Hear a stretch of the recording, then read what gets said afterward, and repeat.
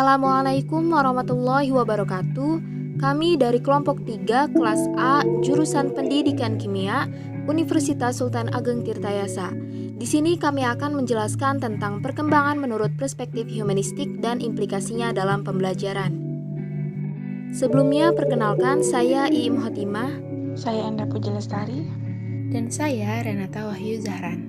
Mari kita saksikan videonya bersama-sama.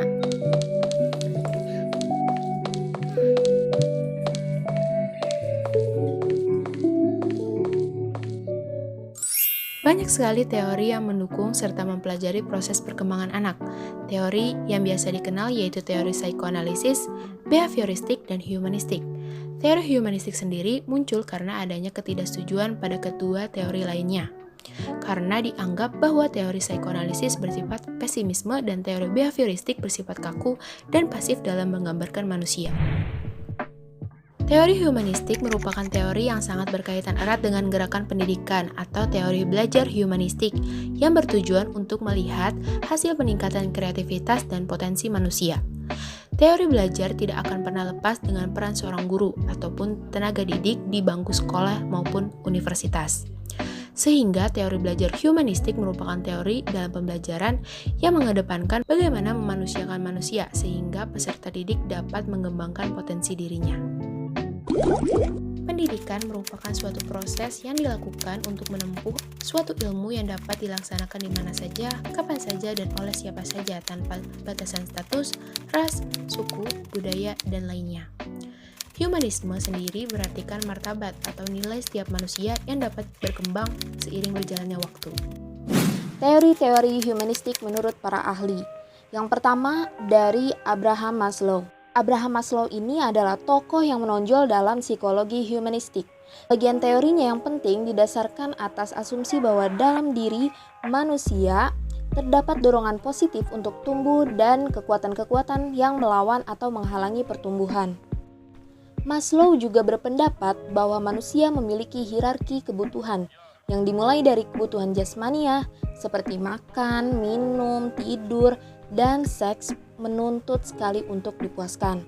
Lalu yang selanjutnya ada kebutuhan keamanan, seperti kebutuhan kesehatan, kebutuhan terhindar dari bahaya dan bencana.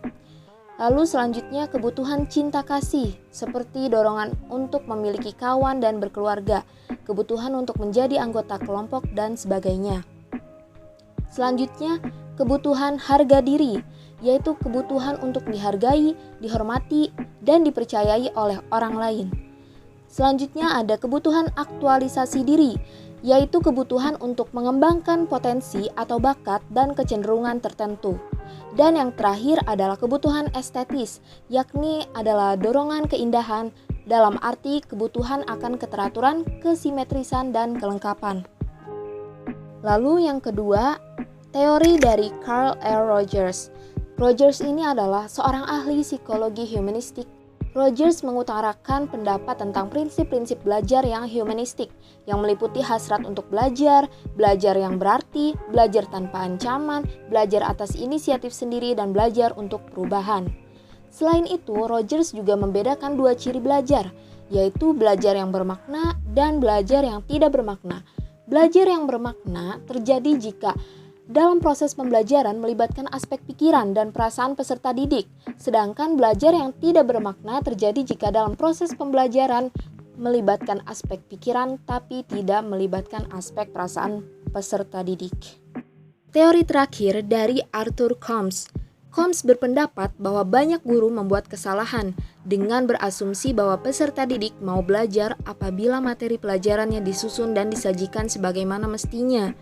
Padahal arti tidaklah menyatu pada materi pelajaran itu, sehingga yang penting ialah bagaimana membawa peserta didik untuk memperoleh arti bagi pribadinya dari materi pelajaran tersebut dan menghubungkannya dengan kehidupannya. Combs juga memberikan lukisan persepsi diri dalam dunia seseorang, seperti dua lingkaran. Ada lingkaran besar dan lingkaran kecil yang bertitik pusat pada satu titik. Jadi lingkaran kecil adalah gambaran dari persepsi diri dan lingkaran besar adalah persepsi dunia. Makin jauh peristiwa-peristiwa itu dari persepsi diri, makin berkurang pengaruhnya terhadap perilakunya Jadi, hal-hal yang mempunyai sedikit hubungan dengan diri, makin mudah hal itu terlupakan. Sehingga, jelaslah mengapa banyak hal yang dipelajari oleh murid segera dilupakan, karena sedikit sekali kaitannya dengan dirinya. Baiklah, pada bagian ini saya akan memaparkan implikasinya dalam pembelajaran. Pertama ada open education atau pendidikan terbuka. Yang kedua ada cooperative learning atau belajar kooperatif. Yang ketiga ada independent learning atau belajar mandiri. Yang keempat ada student centered learning atau belajar yang terpusat pada siswa.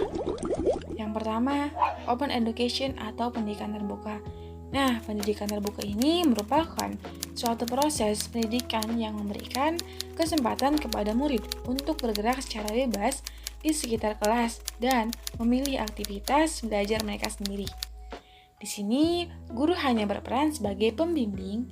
Adapun kriteria yang disyaratkan dengan model ini seperti tersedianya fasilitas yang memudahkan proses belajar, adanya suasana penuh kasih sayang, hangat, hormat, dan terbuka, adanya kesempatan bagi guru dan murid untuk belajar bersama mendiagnosis peristiwa-peristiwa belajar, lalu pengajaran yang bersifat individual sehingga tidak ada tes ataupun buku kerja, lalu guru mempersepsi dengan cara mengamati setiap proses yang dilalui murid dan membuat catatan atau penilaian secara individual. Yang kedua yaitu cooperative learning atau belajar kooperatif. Nah, belajar kooperatif ini merupakan fondasi yang baik untuk meningkatkan dorongan berprestasi murid. Dalam prakteknya, belajar kooperatif memiliki 3 karakteristik. Yang pertama, murid bekerja dalam tim-tim belajar yang kecil yang terdiri dari 4-6 anggota. Yang kedua, murid didorong untuk saling membantu dalam mempelajari bahan yang bersifat akademik dan melakukannya secara berkelompok. Yang ketiga, murid diberi imbalan atau hadiah atas dasar prestasi kelompok. Yang ketiga yaitu independent learning, pembelajaran mandiri. Nah, pembelajaran mandiri ini merupakan proses pembelajaran yang menuntut murid menjadi subjek yang harus merancang, mengatur, dan mengontrol kegiatan mereka sendiri secara bertanggung jawab. Yang keempat ini ada student centered learning atau belajar yang terpusat pada siswa.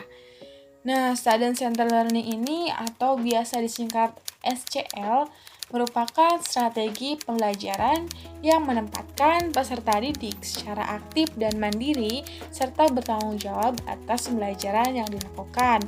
Nah, adapun metode-metode SCL ini antara lain yang pertama, cooperative learning atau pembelajaran kooperatif berguna untuk mencapai suatu tujuan belajar dengan secara penuh bertanggung jawab atas hasil pembelajaran yang dicapai. Yang kedua ada collaborative learning atau pembelajaran kolaboratif yang merupakan proses membuka wawasan para mahasiswa untuk secara aktif berinteraksi dengan temannya.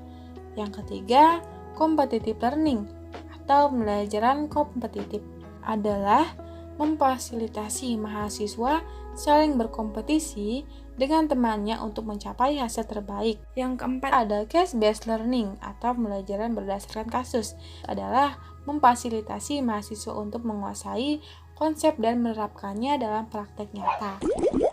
Sehingga dapat disimpulkan bahwa psikologi humanistik setiap manusia dapat dikembangkan melalui pendidikan dan teori belajar yang tepat dalam mengembangkan potensi diri setiap peserta didik.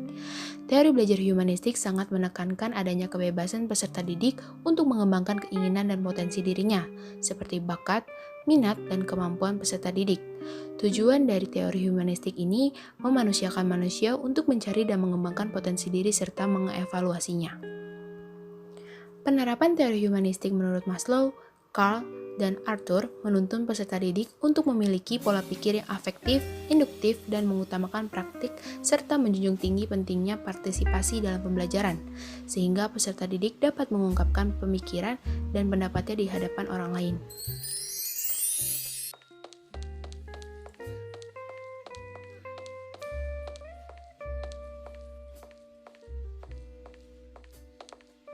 Baiklah, demikian penjelasan dari kelompok kami mengenai perkembangan humanistik dan implikasinya dalam pembelajaran.